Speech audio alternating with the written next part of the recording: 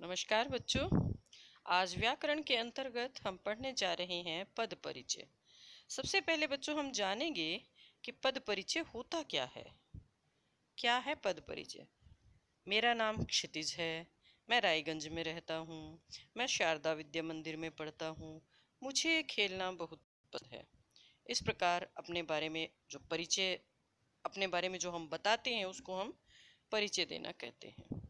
तो बेटा, जैसे हम अपना परिचय देते हैं ठीक उसी प्रकार एक वाक्य में जितने शब्द होते हैं उनका भी परिचय हुआ करता है। वाक्य में जो शब्द होते हैं उन्हें पद कहते हैं। उन पदों का परिचय देना पद परिचय कहलाता है। पद परिचय में किसी पद का पूर्ण व्याकरणिक परिचय दिया जाता है। व्याकरणिक परिचय से तात्पर्य है कि वाक्य में उस पद की स्थिति बताना, उसका लिंग, वचन, कारक तथा अन्य पदों के साथ संबंध बताना। शब्द और पद। बच्चों, अब आप सोचोगे कि शब्द और पद में क्या अंतर है, तो हम इस बात को भी समझते हैं। पद परिचय को समझने से पहले हमें शब्द और पद का भेद जानना बहुत ज़रूरी है बच्चों। शब्द क्या है? वर्णों का जो सार्थक मेल होता है वो शब्द कहलाता है। वर्णों से जो हम कोई ऐसा उनका मेल करते हैं कि जिनका कुछ अर्थ निकलता है तो वो शब्द होता है। शब्द भाषा की स्वतंत्र इकाई होते हैं जिनका अर्थ होता है। पद, जब कोई शब्द व्याकरण के नियमों के अनुसार प्रयुक्त हो जाता है तब उसे पद कहते हैं। उदाहरण: राम, पत्र, पढ़ना, ये अलग अलग शब्द हैं बच्चों।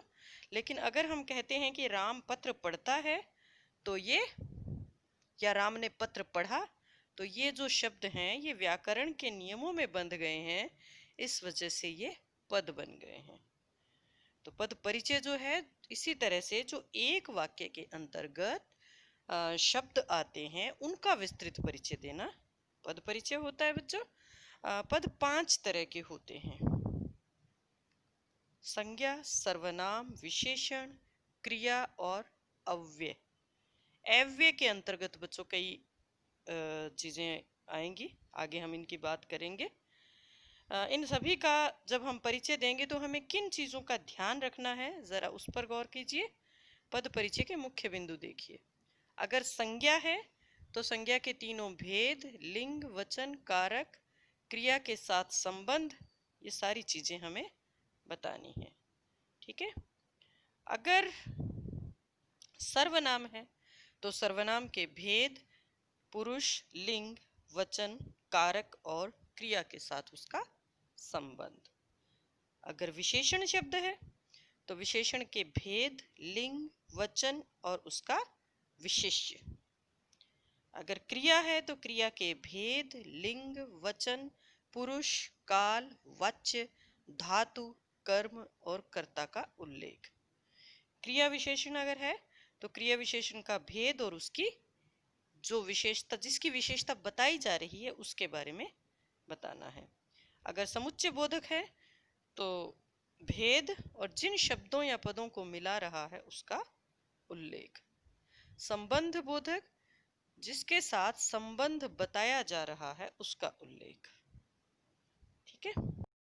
तो बच्चों, अब हम एक बार फिर पद परिचय के जो मुख्य बिंदु हैं उनके बारे में ही आगे और चर्चा करते हैं विस्तार से।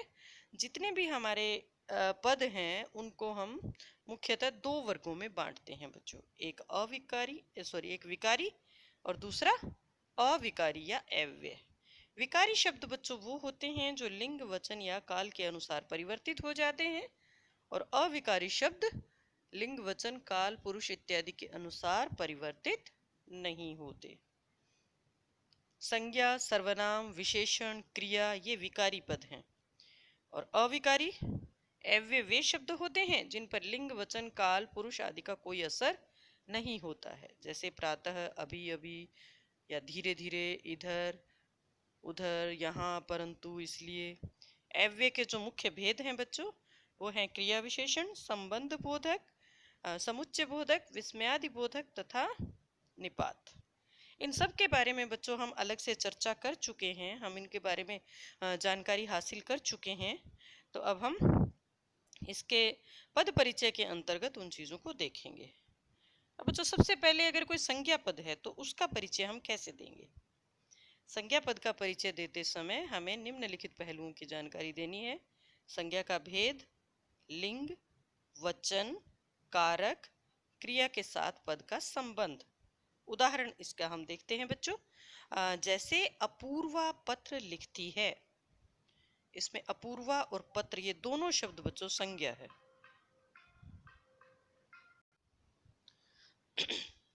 अपूर्वा का अगर पद परिचय देंगे तो क्या होगा बच्चों? व्यक्तिवाचक संज्ञा, स्त्रीलिंग, एक वचन, कर्ता कारक और लिखती है क्रिया का कर्ता।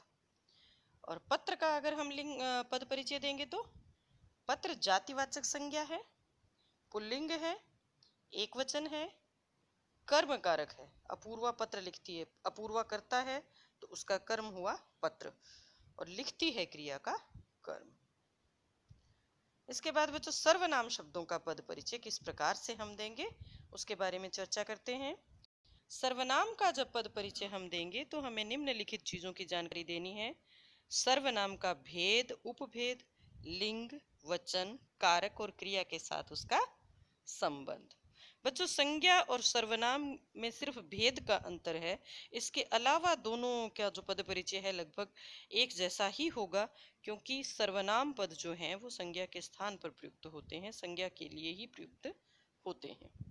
पहला उदाहरण देखिए, जैसे गोलू ने उसे बहुत मारा। अब इसमें उसे शब्द है वो सर्वनाम है बच्चों, तो क्या परिचय देंगे हम उसका? पुरुषवाचक सर्वनाम। कौन सा पुरुष है ये भी साथ में आप देख लो।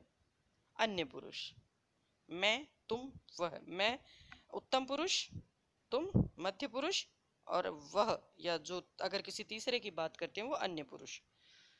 तो पुरुषवाचक सर्वनाम, अन्य पुरुष, उभय लिंग। लिंग का पता नहीं चल रहा, उसे मारा, वो लड़का भी हो सकता है लड़की भी हो सकती है, तो दोनों चलेंगे। उभय का मतलब दोनों होता है। एक वचन, कर्म कारक, मारा क्रिया का कर्म।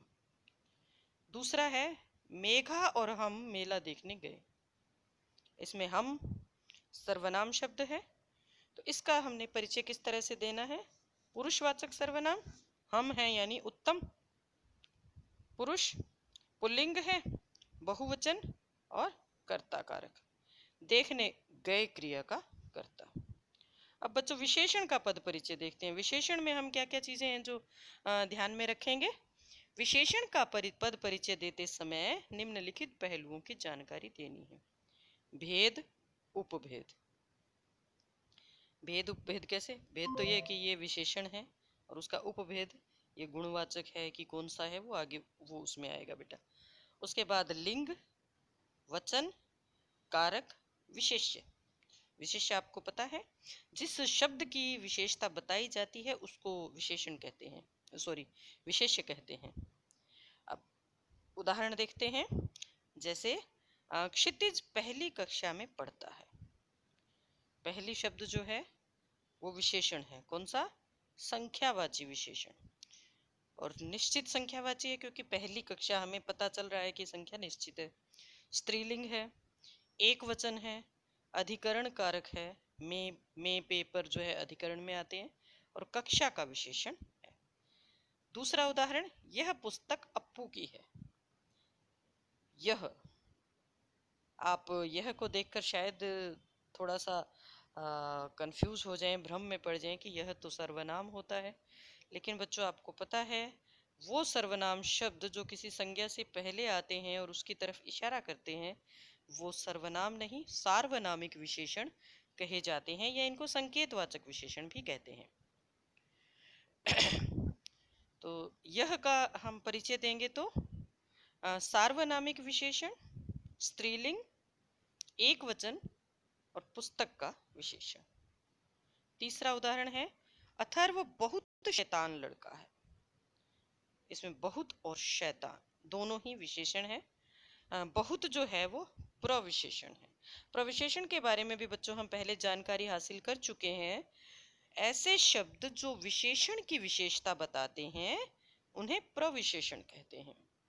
जैसे अथर्व शैतान लड़का है, लेकिन कितना शैतान है? तो बहुत शैतान है। तो यहाँ बहुत जो है वो प्रविशेषण है, पुल्लिंग है, एक वचन, कर्म कारक और शैतान का विशेषण। अब शैतान का परिचय, गुणवाचक विशेषण, पुल्लिंग, कर्म कारक, लड़का का विशेषण। अब देखते हैं बच्चों क्रिया का पद परिचय। क्रिया का अगर हमें पद परिचय देना है तो उसमें हमें कौन कौन से पहलुओं की जानकारी देनी है? भेद, कर्म के आधार पर अकर्मक है कि सकर्मक है, लिंग, वचन, धातु, काल और कर्ता का संकेत। स्निग्धा निबंध लिखती है। यहाँ लिखती है शब्द जो है वो क्या है बच्चों? क्रिया है। और कौन सी क्रिया? सकर्मक क्रिया। आपको पता है अगर क्रिया के साथ क्या लगाकर प्रश्न पूछा जाए और उसका हमें जवाब मिलता हो तो वहाँ सकर्मक क्रिया होती है, यानी वहाँ कर्म मौजूद है। सकर्मक क्रिया स्त्रीलिंग, एक वचन, लिख धातु, वर्तमान काल, स्निग्धा इसकी कर्ता है।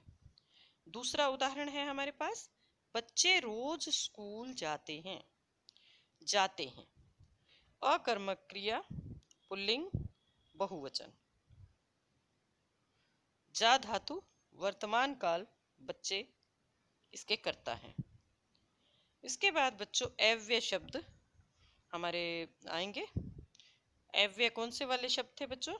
जो लिंग, वचन, काल इत्यादि के अनुसार परिवर्तित नहीं होते।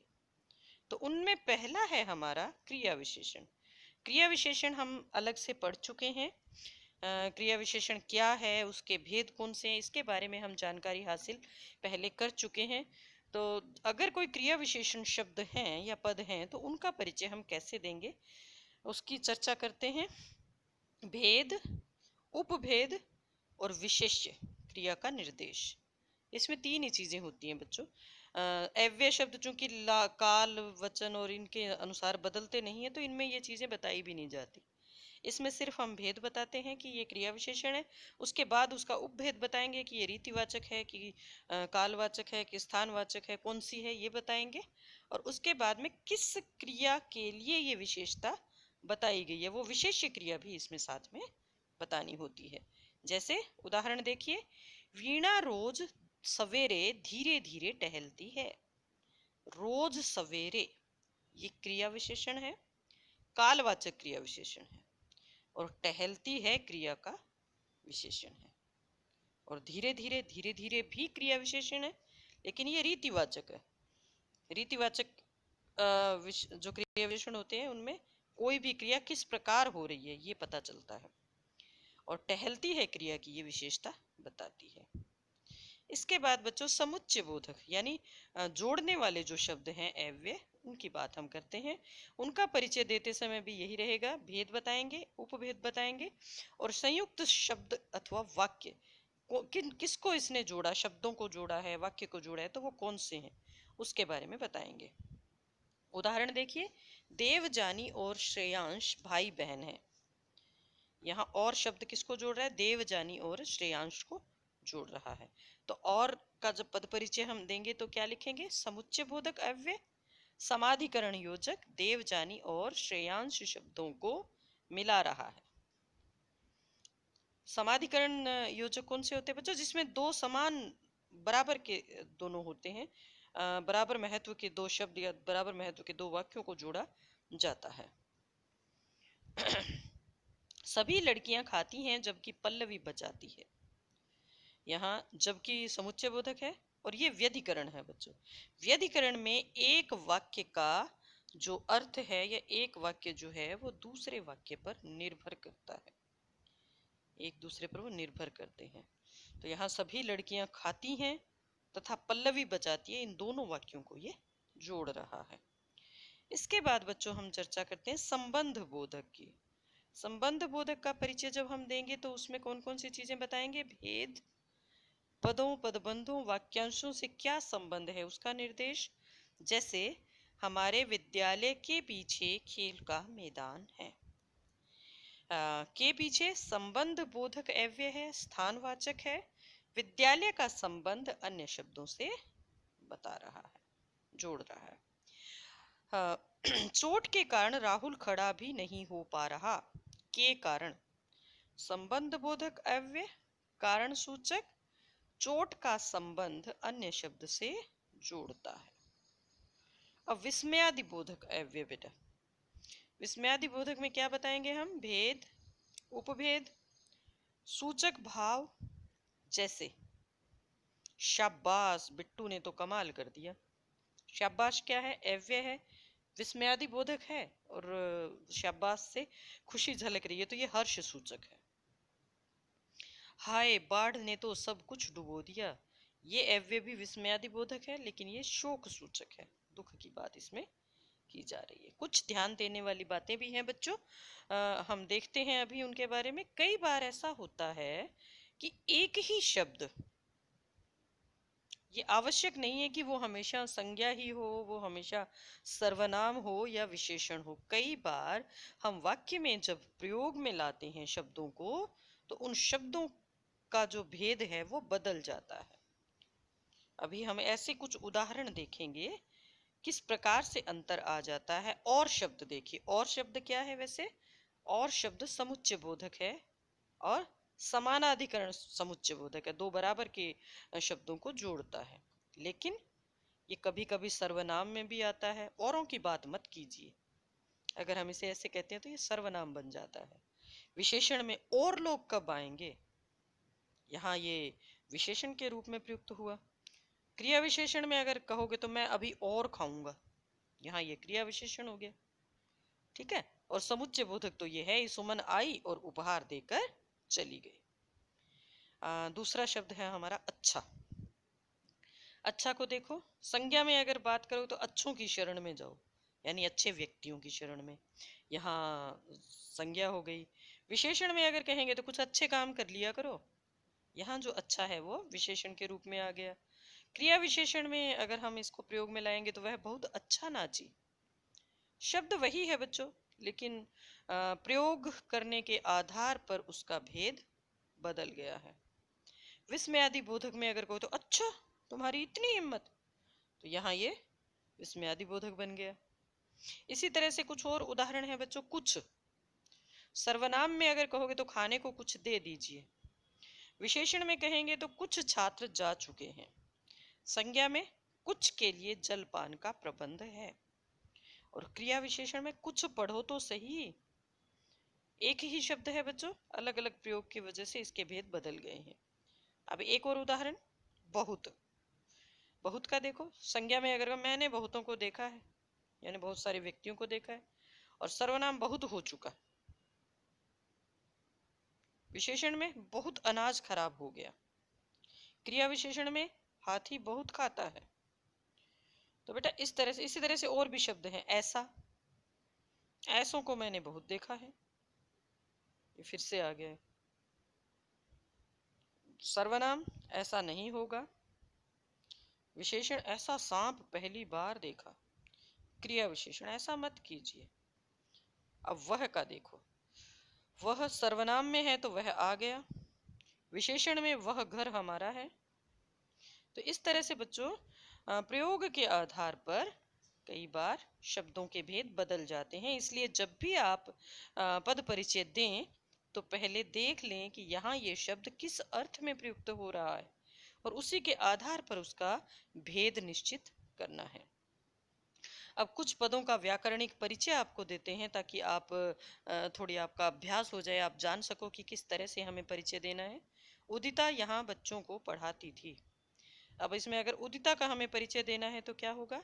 व्यक्तिवाचक संज्ञा, स्त्रीलिंग, एक वचन, कर्ता कारक, पढ़ाती थी का कर्ता।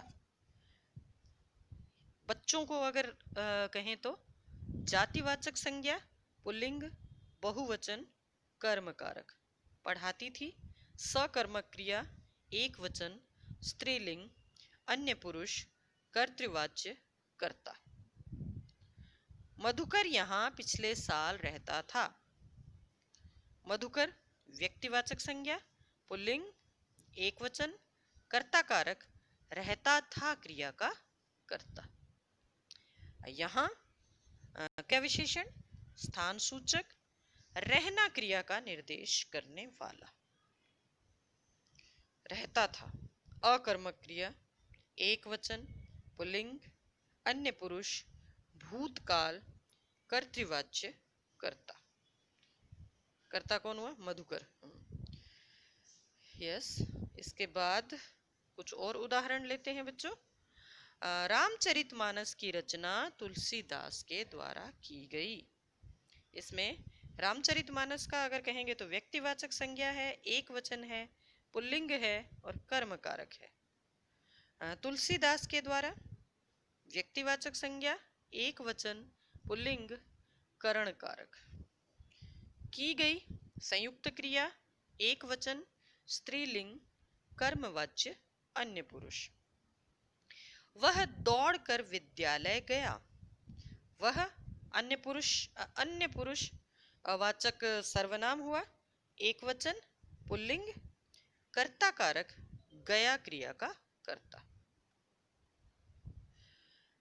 दौड़कर पूर्वकालिक क्रिया, जो पहले हो चुकी है क्रिया उसे पूर्वकालिक क्रिया कहते हैं। पूर्वकालिक क्रिया रीतिवाचक क्रिया विशेषण गया क्रिया की विशेषता बता रहा है।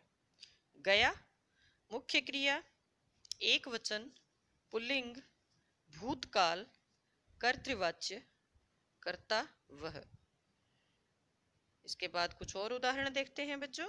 बाग में कुछ लोग बैठे थे। बाग जातिवाचक संज्ञा, एक वचन, पुल्लिंग, अधिकरण कारक। कुछ अनिश्चित संख्यावाचक विशेषण विशेष्य लोग हैं। लोग जातिवाचक संज्ञा, पुल्लिंग, बहुवचन, कर्ता कारक। बैठे थे अकर्मक क्रिया, बहुवचन, पुल्लिंग, कर्तृवाच्य, भूतकाल, कर्ता कौन है इसका? लोग। मैं आपको कुछ रुपए दूंगा। मैं उत्तम पुरुष सर्वनाम, एक वचन, पुल्लिंग, कर्ता कारक, दूंगा क्रिया का कर्ता। आपको मध्य पुरुष वाचक सर्वनाम, एक वचन, पुल्लिंग, स्त्रीलिंग, संप्रदान कारक। कुछ अनिश्चित संख्यावाचक विशेषण विशेष्य रुपए। रुपए जातिवाचक संज्ञा, बहुवचन, पुल्लिंग, विशेष्य, विशेषण इसका कुछ है। दूंगा सकर्मक क्रिया, एक वचन, पुल्लिंग, कर्तृवाच्य, भविष्यत्काल, कर्ता मैं। बच्चों ये उदाहरण आप अच्छी तरह से देख लेंगे। ये कुछ एक आपके अभ्यास के लिए उदाहरण मैं बता रही हूँ। इनके माध्यम से आप अच्छे से पद परिचय को जान जाओगे और इसके माध्यम से लगभग जो हमारे क्रिया के पद के भेद होते हैं वो सब इसमें आ जाएंगे।